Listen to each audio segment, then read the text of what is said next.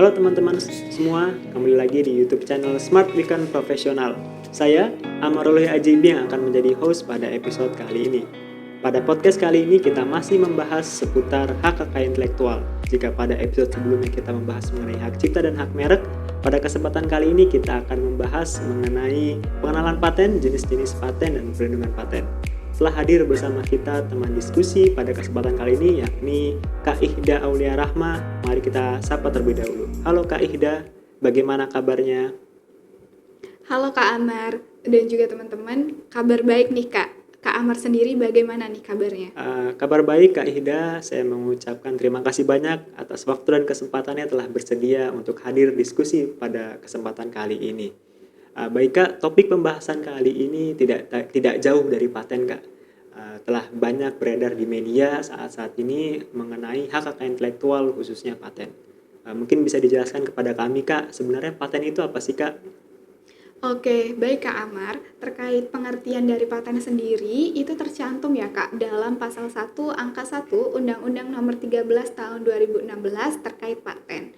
Di mana dalam pasal tersebut disebutkan bahwa definisi dari paten sendiri merupakan hak eksklusif yang diberikan negara kepada inventor atas hasil invensinya di bidang teknologi untuk jangka waktu tertentu melaksanakan hasil invensi tersebut atau memberikan persetujuan terhadap pihak lain untuk melaksanakannya. Oke, jadi paten ini terkait dengan invensi Kak ya. Invensi yang seperti apa Kak yang dapat dipatenkan? Apakah semua invensi dapat dipatenkan atau ada kriteria tertentu yang harus dipenuhi oleh inventor Kak? Seperti apa Kak? Baik, baik Kak Amar. Berkaitan dengan invensi yang dapat dipatenkan ya, mungkin sebelum kita menyinggung lebih lanjut terkait invensi yang dapat dipatenkan, saya akan membahas terlebih dahulu nih, apa sih yang dimaksud dengan invensi itu? Invensi itu merupakan suatu ide dari seorang inventor yang dituangkan dalam suatu kegiatan pemecahan masalah yang spesifik dalam bidang teknologi berupa produk atau proses atau pengembangan dan penyempurnaan produk atau proses, di mana dari invensi tersebut tidak semuanya dapat dipatenkan nih teman-teman dan juga Kak Amar. Menerujuk pada Undang-Undang Nomor 13 Tahun 2016 terkait paten, setidaknya terdapat 3 kriteria agar suatu invensi dapat dipatenkan. Yang pertama adalah mengandung kebaruan atau tidak sama dengan teknologi yang pernah diungkapkan sebelumnya. Yang kedua, mengandung langkah inventif, dan yang ketiga dapat diaplikasikan dalam industri. Oke, jadi tidak semua ya invensi tersebut dapat dipatenkan, kayak harus memenuhi beberapa kriteria yang harus dipenuhi oleh inventor agar dapat dipatenkan ya. Mengenai paten sendiri itu ada berapa jenis Kak ya? Atau hanya ada satu saja atau ada berapa Kak?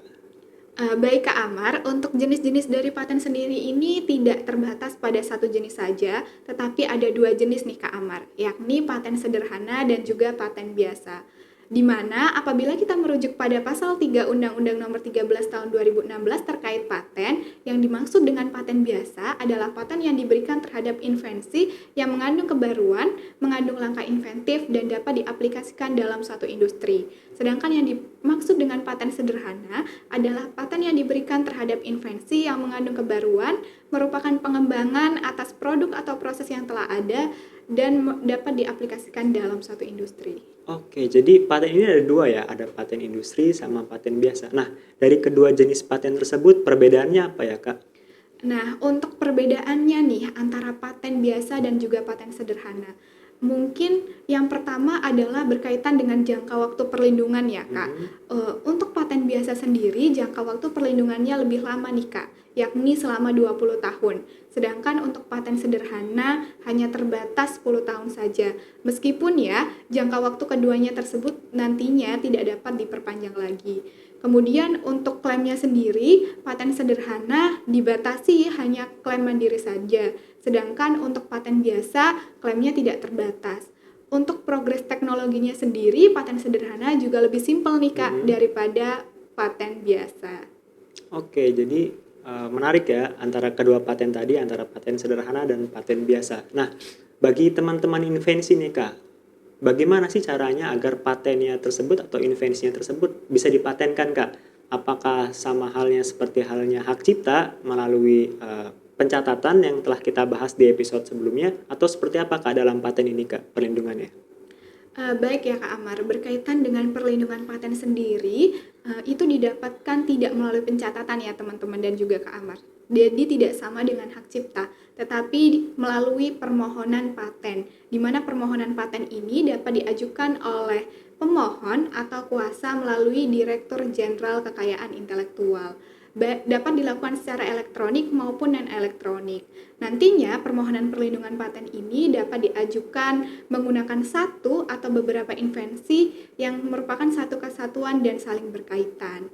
Kemudian nantinya hasil dari permohonan tersebut apabila disetujui oleh Direktur Jenderal Kekayaan Intelektual dapat diterbitkan sertifikat paten, tetapi juga dapat mengalami penolakan apabila memiliki ketidaksesuaian dengan peraturan perundang-undangan. Oke, jadi agar paten itu mendapatkan perlindungan harus melalui permohonan di DJKI ya Kak ya? Iya. Dan nggak semua paten yang dipermohonkan itu dapat diterima Kak ya?